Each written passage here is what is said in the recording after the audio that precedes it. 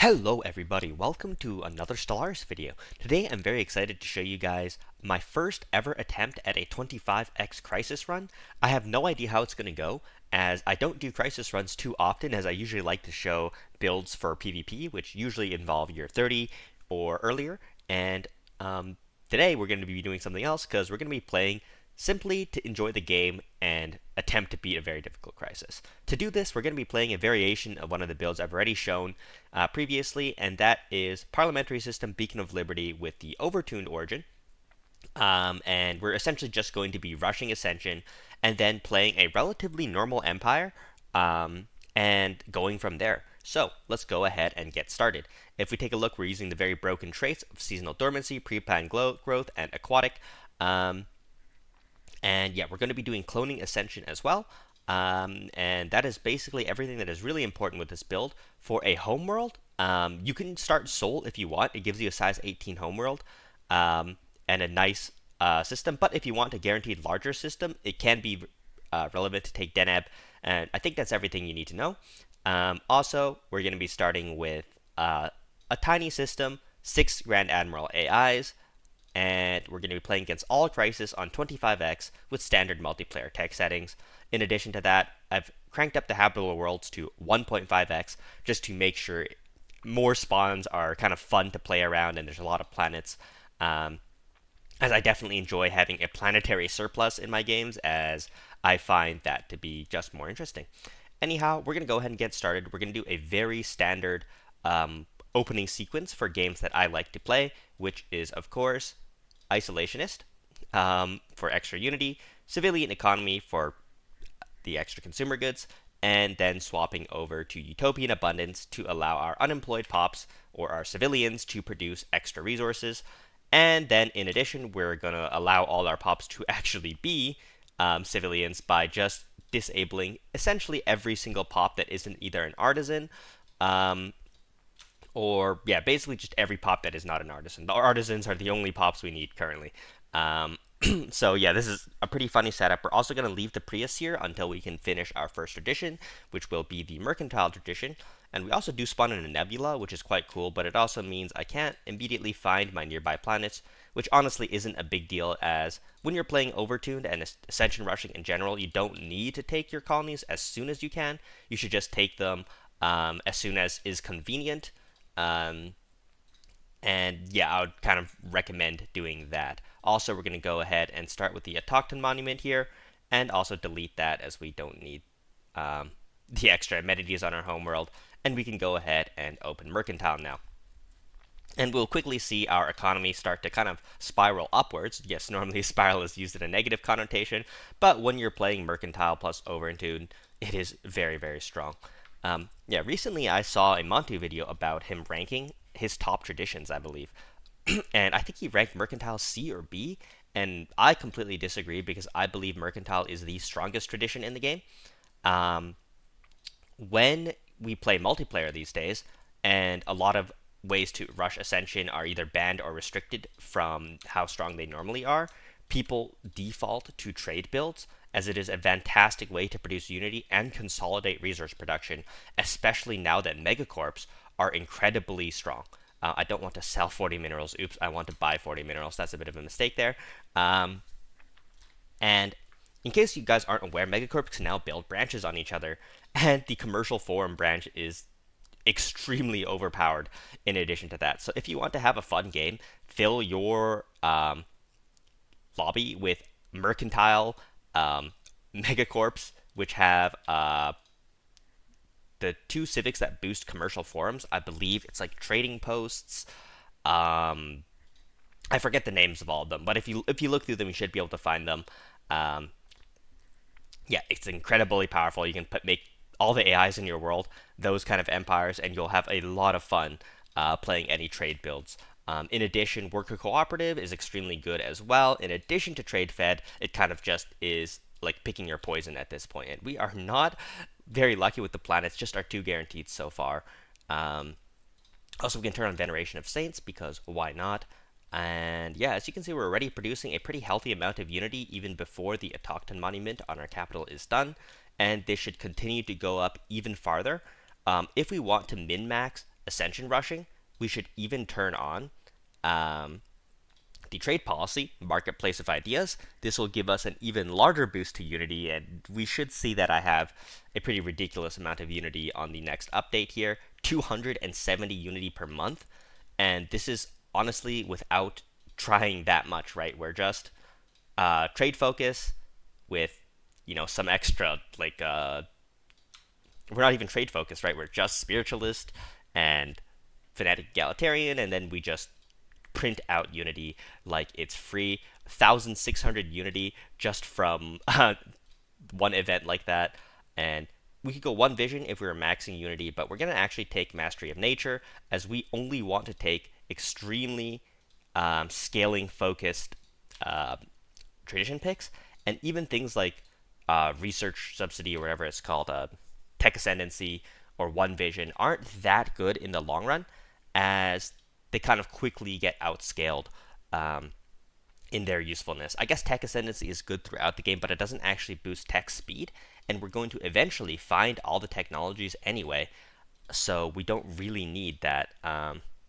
Size 25 Savannah in our home sector, that's fantastic. We can use that as a alloy and consumer goods world, or probably, first a consumer goods world and then later an alloy world is probably a good idea for that planet. Hopefully we can find just one more planet in this home sector area. That would be absolutely enormous for our ability to quickly scale up in the early game. So I'm going to continue to look around with those colony ships and kind of just wait for Ascension now. I think I'm obviously not going to record the entire playthrough, as it's going to be very, very long if I do that. So I think I should just skip between kind of important factors that kind of help our economy grow. All right, guys. Here at just the end of year 3, we are already able to click our last tradition pick in order to start Ascendancy. This is the power of having double Unity civics in the early game. And we can even swap both of these out for powerful other kind of civics later on when we need to. And this is why I highly recommend Parliamentary as a starting thing, as, a year 3 genetic ascension is extremely, extremely fast. And as normal, we want to go Purity, or we don't want to go Purity, my bad. We want to go Mutation, Purity, and then Cloning in that order, and then finish off finally with a Cloning Ascension. Purity's nerf in the most recent patch 4.22 has made it so that, in my opinion, cloning is now the de facto strongest biological ascension path. And Purity is still fine, it just lacks the pop growth to keep up with cloning, and it doesn't have the pop efficiency to kind of make it worth it, in my opinion. So I prefer cloning these days, and I just kind of wanted to mention that. Also, in case you don't know what I'm talking about, the way Bio Ascension works is throughout your situation, you get to pick once at the beginning, once like a third through, and once like 2/3 through about which path you want to take, and you want to click each path once because you get the bonuses for each. As you can see, there are currently 2 traditions which are currently flexible, quote unquote, and by picking the Purity path as the second option and the cloning path as the third option, you get the best results for whichever ascension path you end up actually picking in the end, which for us will be cloning, but you just want to pick them in that order to give yourselves the maximum possible amount of bonuses. In addition, if you're playing in the game normally, this is a good time to start planning out what you want to do with your planets, as unlike other biological empires or biological ascension or any ascension in previous patches, with mutation as one of your tradition picks, the habitability of the planets actually don't matter at all. You will have 100% habitability on basically every single class of planet, even tomb worlds. So you really just want to consider which planets you want to take for what purpose. For example, I always want my largest planet to be my final alloy ecumenopolis, so this 25 size Savannah, and then maybe another decently sized planet can be a great option for something like a consumer goods only world, as we're going to be producing consumer goods through minerals, kind of the old-fashioned way, instead of through trade. We will be using trade policy to help us out there, but it won't be enough consumer goods to solo sustain our empire. In addition to that, we want one world for food and energy credits, so probably this world here with a nice food bonus, and then one world for minerals, probably whatever world we have left over that we're going to take pretty soon. And then any additional worlds can be, either tech worlds along with our capital, which will probably be one of our tech worlds as soon as we can get that sorted. And then additional tech worlds, probably up to 3 of them, I would say is about the limit for how many useful tech worlds you need. And then any additional worlds after that can be for NavCap, as late game NavCap is a big concern when fighting difficult crisis runs. In addition to that, I have made a second science ship that's just been idle. I completely forgot about it while I was talking, and I just want this to kind of speed up our surveying, as I would like to get planets all the way out to here, ideally. I'm not sure how reasonably likely that is, as even the current science ships we have are kind of falling behind. But once again, it's not too important to colonize everything as soon as possible, as those planets won't be of much use, in all honesty, until you finish Ascension and you actually have the pop growth to take advantage of having the number of planets that we are going to have. Anyways, let's continue. I'll be back once this Ascension is almost complete. Also, very quickly, I kind of forgot to mention you want to build a genomic research facility and medical center on basically every planet you come across, regardless of what else you want to do. They are super, super good for Bioascension. They both speed up the situation and make the pops more efficient, also while producing a very healthy amount of society tech, which are all things that we are looking for. All right, our Ascension is a decent amount through. We're almost going to be at our last pick option here. And one thing I want to show you guys now is we don't need more Unity. Once we complete the situation, we'll have more than enough Unity to complete our entire third tradition tree with no issue at all. So what you actually want to do is you can go ahead and go to your policies and edicts here, and you want to go to trade policy and go to consumer benefits. This will allow you to stockpile a large amount of consumer goods. Also, you can stop buying consumer goods, giving you a large buffer of trade in addition. And you can also, if you remember to reform your government, you can drop Beacon of Liberty and take something very, very useful instead, like functional architecture. We forgot to elect a different leader other than our starting leader. That's how you reform your government at year 10, but it's not too important because Beacon of Liberty is still nice for empire size and that kind of thing. So it's not the end of the world if you forget, especially since we're not playing a year 30 build or anything that requires us to be exceptionally strong at year 30. And yeah, here's our last pick, and we take cloning. And then if we take a look at our traditions now, and we go to something like cloning, we should see that we have these two filled with biometric composure from cloning and heightened attributes from purity, and then environmental integration from mutation. So we get the benefits of all 3, which is very, very nice. And yeah, at this point, we're just basically bottlenecked on influence. We're trying to capture as many planets in our area as we can, as the more planets we're going to have, the easier our game is going to be for the first 40 or 50 years, where we don't really want to be fighting Grand Admiral AIs over planets, as in general, they're a little bit stronger than you at around your 25 to 30, and only after that you're able to overpower them. And then the war itself will take at least another 5 years, and then you need to fix their planet, at which point it's year 45, because the Grand Admiral AIs all have terrible planet layouts. And yeah, at that point, it would have been better to have just managed to have your own planet from the start point, and in addition, you don't have to mix with their pop species or anything like that, as our pops are going to be a lot more refined and optimized than theirs are going to be. So anyhow, we're just planning out our planets here. This, of course, can be an agricultural world or a generator world. It's going to be doing both in all practicality. And then our additional world here can do something like mining. You do want an entire world dedicated to mining, as minerals are an enormous bottleneck throughout large chunks of the mid-game. So I would highly recommend not skimping on minerals, or you will definitely regret it, I would say. So yeah, don't skimp on minerals. And yeah, at this point, I'm just going to wait until the Ascension is done. All right, everyone. As you can see, it's year 14, and we are ready to click into cloning. So yeah, we are now ascended, and we can go ahead and finish out this tradition tree as soon as we can and start to get the benefits of that, which is awesome. And yeah, we can go ahead and take the backup clones as well. And on top of that, at this point, we can take another tradition pick. I would personally recommend leaving this pick open in case we get very lucky and get a very, very fast ecumenopolis. So we want to save the tech for our ecology project in case we're lucky enough to do that. And then we can just go ahead and open prosperity as well, as the extra building speed from prosperity. Standard construction templates will be very, very important for us as we're about to start building a ton.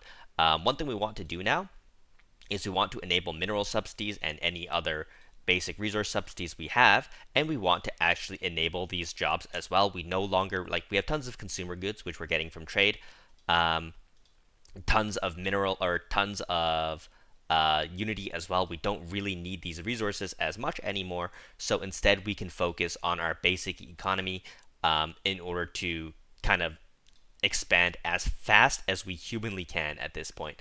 We don't need to buy things like energy credits anymore. We want to focus basically all of our resources into having as many minerals as we can, as minerals are going to be the kind of core bottleneck that stops us from growing as fast as we want to.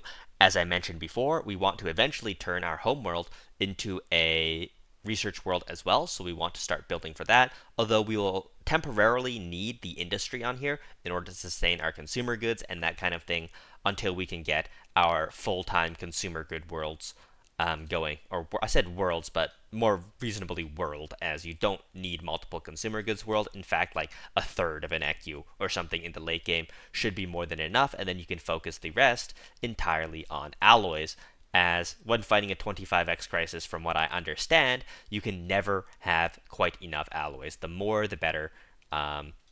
So we're definitely going to be trying to get more and more alloys as the game goes on. But in these first 20 to 30 years here, we actually don't really want to focus on alloys at all. Instead, we want to be really, really greedy, and we want to focus entirely on tech and Unity even, as that will give us the absolute best results for scaling later on.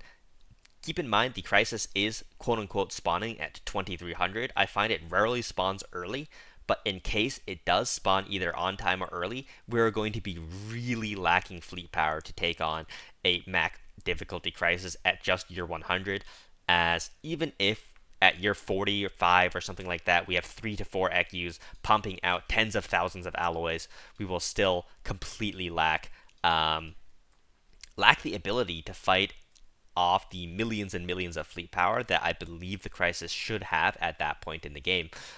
So yeah, we still need to be very cautious about that, as we don't want to get stuck with just no way to fight off the crisis. So we got to be careful and start prepping and start scaling as well. As you can see, our pop growth is decent even with no clone vats. We're getting like 10 on our colonies, and probably should be a little higher on our capital. Yeah, 15. Since we have tons of food, we do want to build up these clone vats as soon as we have the option to. What is this? At least they're fanatic pacifists, so they probably like us. But what is this border gore they're doing here? Oh my gosh. I should be careful about this area over here. I don't want them to border gore us up over here. In addition, because that would be terrible. So we're going to try to prevent that as well. And yeah, you can also see the kind of ridiculousness of our empire. We're just kind of sprawling out as fast as we can, as fast as our influence can go, really. I understand this is how a lot of players play normally, actually, but normally in multiplayer it's hard to get as much space as you really like to. And a lot of rush builds kind of have to drop some amount of early game expansion in order to focus on the resources you actually need to rush out what you need, like whatever you're doing, like either Ascension or whatever. So yeah, anyhow, we're just going to focus here on our basic resources on these two planets. I think this can be a full-time engineering world. This can be probably a full-time physics world. And then, actually, this should be the full-time physics world, as this has unstable tectonics for the plus 20% engineering research. But I also want to just say that by far the largest restriction to the power of these builds is not kind of like the planet efficiency or that kind of thing. It is by far limited by building speed. our pop growth speed will actually be higher in most cases than we can actually build jobs for these pops, even once we take functional architecture and get that that bonus to building speed. I need to be very careful about this. I do not want to lose this system to this AI. That is a science ship, thankfully, not a construction ship. But yeah, we need to hurry up and make sure we get all these systems before they completely surround us, as the AIs are very aggressive when it comes to expansion, and definitely not aggressive enough in terms of other aspects of their empire. Let's take a look at the habitability we're getting here. Definitely not great, right? So one thing I completely forgot to do upon finishing Ascension is, of course, modify our species. We want to drop psychological infertility here, and we want to pick up something like the vat-grown trait, as that is an extremely powerful trait that gives us large bonuses to monthly pop growth. And then in addition to that, we need more habitability. We get 25% from exotic metabolism, which is really good. I'm also very lucky, as I got an event that produces gases. I'll show you what to do in case you're not producing gases naturally. And then we want robust, which is a bit of an issue because we're kind of out of pop picks. So we can go ahead and just drop something that is not so important and then pick up robust. And then let's go ahead and apply this template everywhere. And that's going to take 15 months of tech, but that's worth it. And in addition, we're going to have these integrate into the default subspecies. Oh, we actually can't do that, as they are the default. So now we can go ahead and have these integrate into these new species templates. So what can you do in case you don't have gases? Whoa, they're very aggressive on first contact. That's never a great sign, but hopefully they're not like a purifier or something. But yeah, what you need to do is you create a template and you give species the not genetic memory, the inorganic breath trait. You set them as default for a few months, grow like 30 or 40 of them, doesn't matter, 100, and then that will allow you to simply buy exotic gases since you're then producing it, and then you want to switch to another template as your default, and there you go. Very, very simple way to kind of never get stuck on not having exotic gases when you need it, and you can do that with if you're like a lithoid with the other rare resources too, but it's obviously a little bit more awkward as like also I don't think those traits are as important. So yeah, mostly just useful with gases, as gases provide those generally very powerful traits. Anyhow, as you can see, we're gonna try to keep all of our buildings on every planet consistently building something. This is why it's very important for one of your first two planets to be a mineral planet. Otherwise, you will very quickly fall behind on having enough planetary space for that. So yeah, I would highly recommend getting. Whoa, there's some violence going on here. Hopefully, the Sade aliens are just like not actually like a purifier or something, as fighting off a purifier early would make me really need to focus on alloys, and I do not want to focus on alloys this early into the game. Like, I wanted to make this last planet in this chain the alloy planet, and the second last planet the consumer goods planet. As you can see, we're kind of still holding on there. So yeah, we're going to focus on this planet here a little bit to maybe make this consumer goods situation a little bit better. But yeah, at this point, it is just time for turbo scaling, right? We have the pop growth to max out basically every planet that we have. I'm kind of curious, like what the pop growth is going to look like once we have the vat grown trait on more of our species here. And oh, it actually decreases our pop growth. Maybe the vat grown trait was finally nerfed to work properly. It used to just be broken. So yeah, maybe they finally fixed that, which is both good and kind of sad though, as I missed the broken vat grown trait. No, I think they nerfed it. Oh, that is unfortunate. Yeah, that actually lowers our pop growth, so we're gonna have to take that off. Yeah, let's get rid of that. Very sad, very sad. No more vat grown for us, and we're gonna set this as the default and just have them integrate into that, I guess. Integrate into default subspecies. Well, that really sucks. It's probably a good thing, to be honest. The trait used to be broken and literally not reduce biological pop growth naturally, and just add 33%. Um, but whoa, why are we getting 44 pop growth now? There's no way that's right.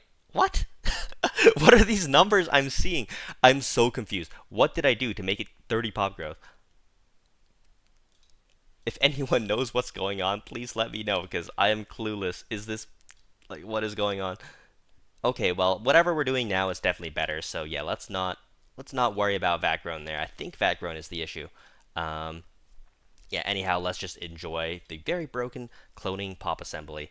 Um, yeah, like as you can see, I'm also just kind of clicking on every planet as soon as I can, and it feels so weird. But yeah, this should be an engineering planet. Like I can't not build an engineering planet on 23 or 20% bonus. Oh, which planet is this? Unexpected mineral streams. Ah, it's not our mineral planet. Um, we can just give it the exotic minerals trait anyway, because why not? So this can be another engineering planet, and this here middle planet can be physics. And yeah, we have three dedicated tech planets, and basically the idea is you don't need three dedicated tech planets. But in the early game, the main bottleneck between you and tech is pop growth speed. So instead of producing the tech naturally, we will, or instead of waiting for one planet to grow or two, and then eventually turn those planets into ecumenopolises, instead what we're going to do is we're just going to go very wide on tech and then convert these planets once they're ecus into other resources that we need. So maybe into alloys or nav cap or um, even like trade. I don't know, like anything that we happen to feel like we need, we can go ahead and convert the planet to that resource. And wow, we are losing a lot of rare gases per month. So we're going to have to go ahead and buy like 10 of those, which is going to hurt our trade quite a bit. But we do unlock the gas plants as well. So these guys are xenophobes, so they don't really like us. They have done some crazy border gore here. But we're going to immediately assign an envoy to try to make them more friendly. Wow, they spawned all the way back here. As they're currently domineering, which is never something you want to see. So what I like to do is you offer them a trade deal, pick some resource for you that is not that important, like food, and just offer, okay, they cap out at plus 34, so we're going to cap that out, and then some other resource. What's another resource we have that might be valuable that we actually have enough to trade away? Energy credits, sure. Nope, they don't want energy credits at all. Do I really have to do alloys? Alloys are usually a big needle mover. So, whoa, whoa, whoa, whoa, whoa! They're claiming us very quickly. Ooh, that is not good. That is definitely not good. So we're gonna need our other. Oh my gosh. Improve relations. Improve relations. Uh, yeah, anything. Offer trade deal. Yeah, this is the unfortunate reality. Oh, minerals, minerals. They probably want minerals. Everybody loves minerals. Yep, yep. Okay, 3,000 minerals. If this says domineering, they will attack you at some point, and you just need to avoid it at all costs. As you can see, they've already claimed a good chunk of our empire. But when you're claimed, it's not too late. It is still possible to make the AI not immediately murder you. We are going to take a governor there. And yeah, that is the main goal now, is to make sure we don't get immediately murdered. As that would be unfortunate. So now they're suspicious. Okay, so when they're suspicious, they normally don't attack right away. And we should be okay. Knock on wood. Yeah, so now we can go ahead and hopefully chill a little bit and focus in on what we really want, which is, of course, scaling up. But yeah, unfortunate that we had to trade away a good chunk of useful resources there. But it is how it is. And I think that's also an important thing to know if you're playing multiplayer, especially against Grand Admiral AIs. It's not worth fighting them. You can buy them off for a much cheaper amount, and it's why purifiers can also be such a problem, as purifiers do not care about the measly amount of resources you can send them, and they will just murder you anyway, and it's very difficult to outscale them unless you're focusing very hard on alloys in the early game, and then after year 30, it's not too bad. As by that point in time, you should have been able to outscale them anyway. We're just going to build a temporary civilian industry on our homeworld as well to take care of that issue. As this consumer goods situation is starting to look a little bad. Um, but yeah, let's keep focusing in on our mineral situation as well, as this can improve a lot still, as this planet, as you can see, it's kind of capped on minor jobs. It's just not fast enough in other aspects. And how much pop growth we're getting now? 33. Very nice. Okay, we get a hive mind. This hive mind is also suspicious of us. Oh dear. Let's just move our other envoy to make them happy. And yeah, this corner of the galaxy is quite cramped apparently. So yeah, hopefully those envoys can do good work here, because we're gonna need it. And yeah, let's get a second industrial area here. As you can see, somehow our consumer goods are being sustained by almost no consumer good jobs. That is the power of consumer goods focused trade policy. And if we hover over this, we can see that we're getting 77 consumer goods still from our trade policy, which is almost like spawning them out of thin air. We can stop buying alloys now, as we're going to need some of these gases. Let's sell some food to make that happen, to make sure we don't run out of trade. Non-aggression pact with the fanatic pacifist. You don't have to do it. They're not going to attack you. Oh, are they fanatic pacifists or just regular pacifists? Well, they're just regular pacifists, but as a spiritualist pacifist, you can be pretty certain that they don't want to attack you. I built the genomic research facility on the engineering zone, which is actually a good thing, because that doesn't take up one of our base slots, which are quite a bit more valuable actually, so that works out. Yeah, here we're going to go with a support zone, as we have quite a few jobs already, and then an industrial mining site as well. Just make sure this mineral world is at all times upgrading and having as many miners as possible, really. Starhold, fantastic. And you guys kind of get the idea. We are scaling hard. The last two planets, consumer goods, then alloys, and that should start to push us into the mid game. And I'm just going to play until, we start to get kind of more unique and interesting events, as right now I'm just spending minerals on cooldown and making sure to upgrade all our planets as soon as we can with the mineral situation. So this shouldn't be too hard to follow and do on your own, and I will be back after we have scaled some. Alright guys, so we're now here in year 28. We're getting kind of close to 2k tech, to be honest, which is quite awesome. But I wanted to do my 4th Ascension perk here. I ended up getting Arcology Project for my 3rd one, and I really want to take Hydrocentric. Enigmatic Engineering is of course great. I don't want to use Cosmogenesis to defeat the Crisis, as those ships are very, very strong. I don't know if they're actually strong against the Crisis specifically, but I don't want to use any Crisis path, so I kind of need to plan out what are my last 5 tradition picks, right? So I thought I'd do this here. One thing I want for sure is a source of either Cosmogenesis building or Enigmatic Engineering. So I think we're definitely going to have to go Enigmatic Engineering.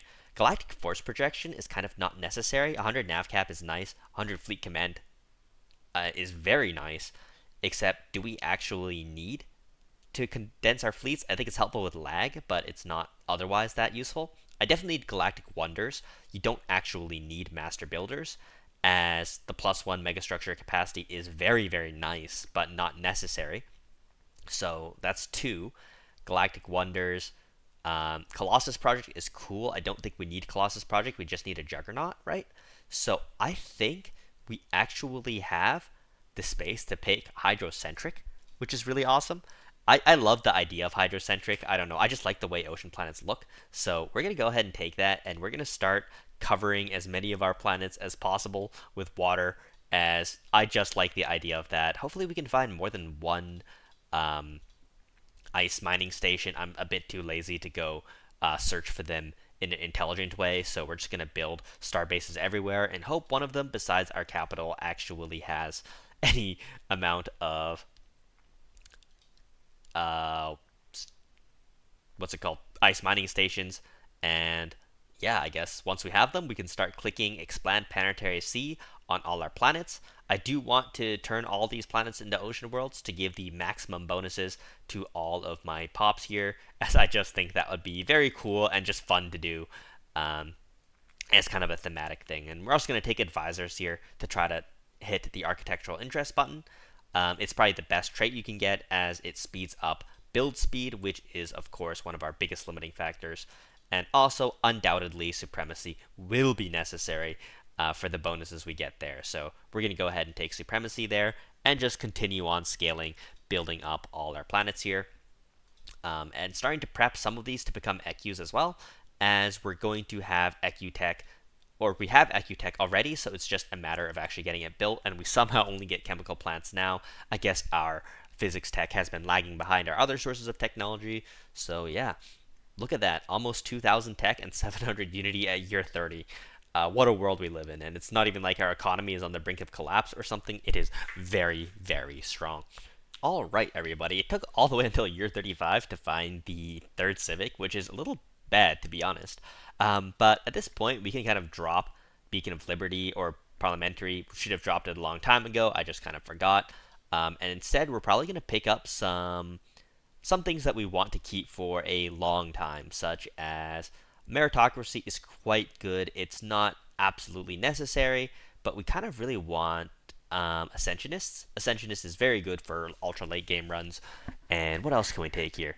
We don't really need anything too specific here, so I think we will actually go with meritocracy just for a general 10% bonus to specialist output. If you think of anything that could be even better, please let me know. I know there's like mutagenic spas or something like that could be okay for even higher pop growth, but to be honest, at this point, we don't really need higher pop growth. We need higher pop efficiency and things that can scale our pops in other ways, you know? Let's add a Minister of Defense back in, as we could be militarizing somewhat soon. Our alloy income is still very poor, as we're focusing quite heavily on tech here. But very, very soon, our tech should start, or our alloys should start ramping up as this planet really starts to produce a good amount. And yeah, we are dealing with a dust storm aftermath, but as soon as that's over and that kind of thing, you know, especially with the fast building speed that we should have now, we're going to be scaling quite well. Alright guys, I just quickly wanted to mention, taking Hydrocentric was definitely a bad idea. It's very fun. I like the idea of it, but it's delaying my EQ so much. I could have multiple of them started already at this point if I weren't trying to greed and make every planet as big as possible. But given we do want to play to the ultra late game, a 10-year delay in the mid game is not something too crazy, and I think it'll be worth it in the long run. Just because of my enjoyment of it and just the idea of having ocean worlds everywhere and me liking the way they look is probably worth it to me. So we're going to go ahead and get all these planets converted into oceans as soon as we can. And we're going to sell our other resources to do it, apparently. However, yeah, okay, we finally have basically most of these planets converting to ocean worlds, I believe. And we also do have the gas edict on to speed up the terraforming. And once that's done, we can click Planetary Sea Expansion on them 3 times in a row, which will take like 3 or 4 years. And then after that, we can finally click all of these into ECUs. And yeah, as you can see, we're stuck on 3 tech options right now, which is quite funny. It's not very efficient at all, if I'm going to be completely honest, but sometimes this does happen, and it's not a really big deal if it does. Like, we're going for endgame techs. We're not too concerned about hitting exact techs on timings, so it's just about the speed at which we race through the entire tree, and not really about anything else. And I've noticed our tech speed is really bad too. Plus 31% is pretty disgustingly poor. It's because our 2 scientists on our council aren't very good, and we could definitely be improving a lot on that department if we wanted to min-max this situation even more. Also, we do have a little bombardment issue going on here, but we're going to try and fix that as soon as we can. And also, we're going to start building orbital rings everywhere, as we can now do that as well. And this definitely means we're going to need to step up our alloy game quite a bit, as we do not have the most alloys. And alloys would definitely help us be able to put these rings up. So, anyhow, onwards and upwards, let's continue scaling. All right, everyone. So, we are going to start clicking up our ECUs very, very soon now. So our first ECU is going to be our capital here. Yeah, very unfortunately, I will say, it's probably about 7 to 8 years later than I would have hoped for. Yeah, once again, if you want to be powerful at an earlier time, do not do not go hydrocentric, as once you finish upgrading into an ecumenopolis, you actually cannot go back and expand planetary seas anymore, right? You now have a city planet. But if you expand first, then turn into an ecu, your ecu inherits that extra +3 size, and then things like mastery of nature or orbital ring layers and stuff like that, those can all be added in later on. So yeah, I would recommend, if you are going for hydrocentric, right? Just make sure you click on all your explant planetary sea decisions before before you actually start upgrading into ECUs. Otherwise, you're going to have a problem. And yeah, once again, this is also going to delay us significantly as we're stuck on influence. We're going to be stuck on a lot of things as we are waiting for this to happen. And yeah, this would be a good time also to start building a fleet just to start producing influence. However, our at least currently speaking, our alloy planet is still kind of lacking, but we can also, I should have done this much earlier, but I was probably not paying too much attention, is finally swap over to a militarized economy to get the maximum bonus out of that, and this should improve our alloy situation quite a bit. Also, by switching over to planets, that aquatic trait is no longer going to be hurting our habitability, and instead it will be adding to it, meaning we should be at the 150% habitability cap for most of our planets now, giving us a decent boost to the efficiency of our population. And we can go ahead and keep scaling through that. Another thing we're doing now is, wow, that's a very early Citadel. It is very hard to find Citadel before year 50. So that is quite nice. That gives us a chance at finding mega engineering once we get battleships. However, yeah, I just want to mention we did get enigmatic engineering just to give us the chance of rolling those fallen empire buildings as our tech continues to go up. Um, yeah, we're gonna probably be able to start finding those quite soon, which is a very, very nice thing as well. And yeah, we're just gonna go ahead and just keep on scaling here. I probably should have been more selective about where I built these orbital rings so I wouldn't be stuck waiting for influence in order to click expand planetary seas here. But this is where, if you want to, what you can do is declare rivalries, and those can go ahead and create some influence. Be careful not to declare rivalry against anyone too close to you. If there are fallen empires, I would actually recommend declaring rivalries against them in order to get some extra influence. But yeah, yeah, that's just something we can do here. And how do we declare rivalry? Okay, they cannot be overwhelming to us, so we're gonna need to build some fleets at some point. Just to get these people not overwhelming to us, so we can actually declare rivalry against them, which is a pretty funny thing to get stuck on. As yeah, also commercial pact. I guess we can go ahead and break that.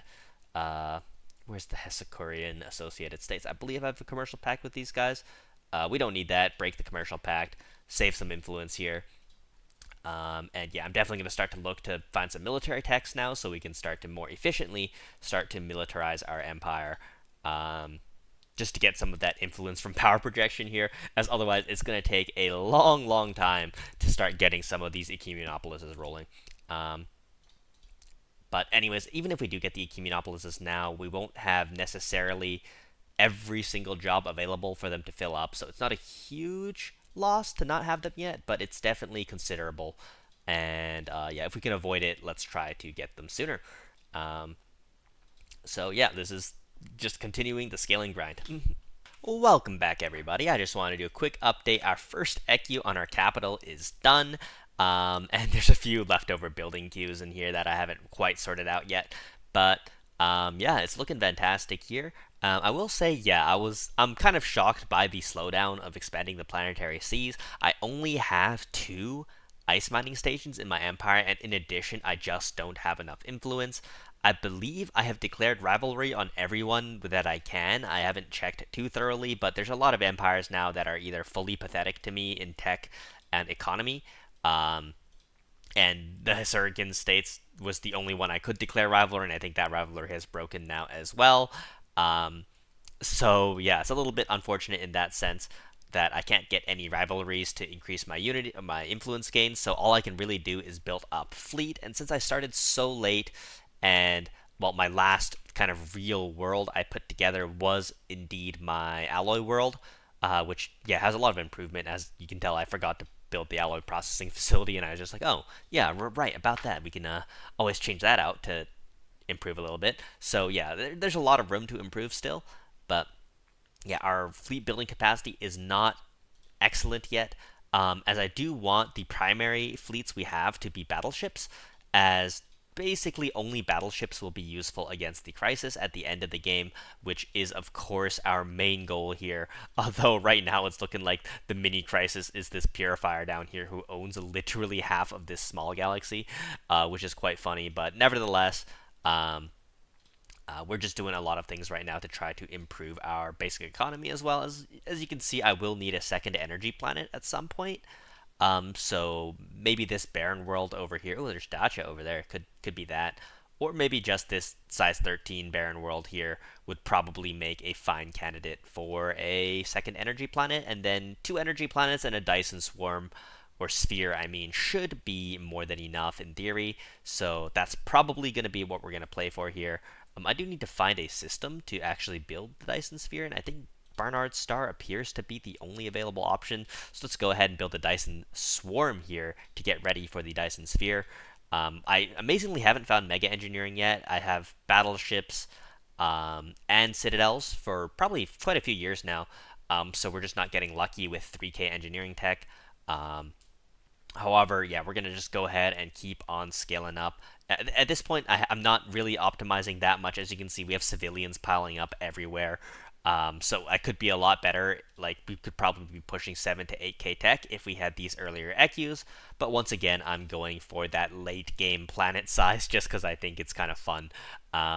So yeah, onwards and upwards, more and more of these planetary seas will be expanded. I can only do two at once, so it's going to be like probably a good 5-6 year delay between every single EQ we manage to put up, which is a little bit unfortunate given how good the rest of our basic resources are. We're kind of even struggling for just buildings at all to build on any of these planets. I'm just clicking like any buildings available to try to save time, right? So we can build them before the EQs go up.